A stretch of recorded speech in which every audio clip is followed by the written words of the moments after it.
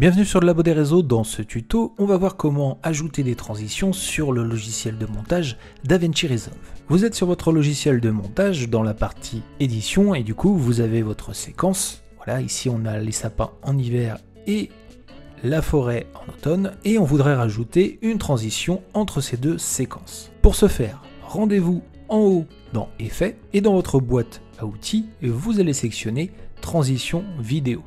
On peut voir l'ensemble des transitions vidéo qui s'affichent juste ici. Et quand on passe dessus, nous avons un aperçu de ce que la transition vidéo donne. Pour pouvoir l'ajouter à notre timeline, il suffit de la sélectionner, par exemple ici, fondu enchaîné.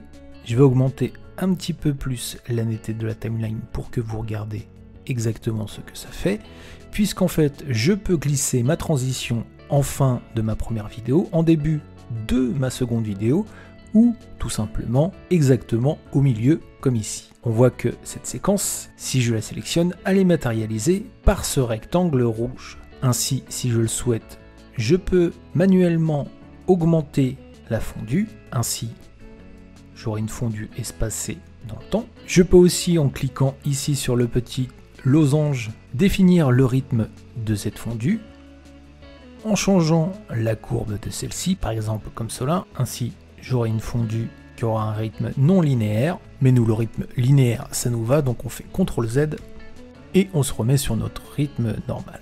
Donc ici, on l'a vu avec fondue enchaînée, bien sûr, on peut ajouter un autre effet comme la fondue floue, et vous en avez vraiment beaucoup qui vont du plus simple à un petit peu plus compliqué. Toujours en sélectionnant cette fondue, on peut la travailler manuellement en allant dans le bouton inspecter. Et ainsi ici, si on le souhaite, on pourra sélectionner le type de transition qu'on souhaite, la durée, mais aussi l'alignement, les images par seconde, on peut régler l'intensité, bref, on peut faire tout ce qu'on a fait avant, mais avec le panneau inspecter, c'est comme vous préférez travailler. Voilà pour la fondue, je vais vous montrer quelque chose avant de finir ce tuto. C'est le cas où vous avez rajouté deux séquences de vidéos l'une après l'autre, mais que vous n'avez pas de trame disponible pour ajouter une transition.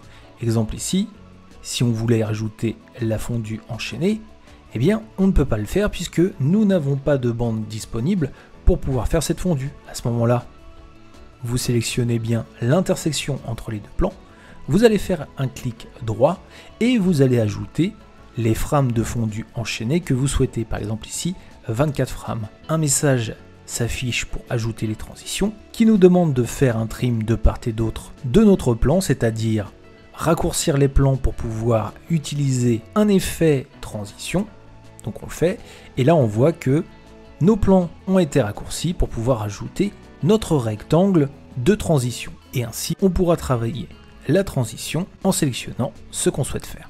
Petite astuce, ici par défaut, vous avez la fondue enchaînée qui est sélectionnée. Vous pouvez choisir une autre transition par défaut et ainsi la mettre automatiquement à chaque fois que vous rajouterez une fondue. Et vous pouvez bien sûr ajouter aux favoris les différentes transitions en cliquant sur les petites étoiles qui sont à côté pour les ajouter ici et pour pouvoir travailler plus vite sur votre montage. Voilà, c'est la fin de ce tuto, j'espère qu'il vous aura été utile. Rendez-vous sur le Labo des réseaux pour tous les tutos autour de DaVinci Resolve et tous les tutos pour maîtriser l'ensemble de vos réseaux sociaux. Je vous dis à très bientôt pour une nouvelle vidéo.